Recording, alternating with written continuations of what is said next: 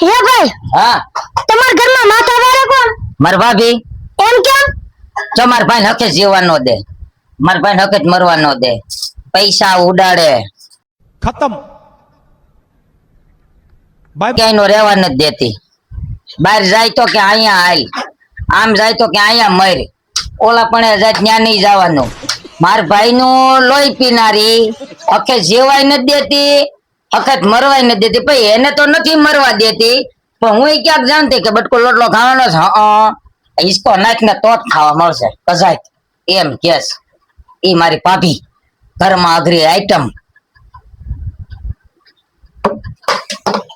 આ ખોટી જગ્યાએ લેવાનું આવી ગયું. એ મમ્મી આને કાટ કે લે, એલા આને કાટ જો આપો, એલા માથું ફોડી નાખશે એલા નો.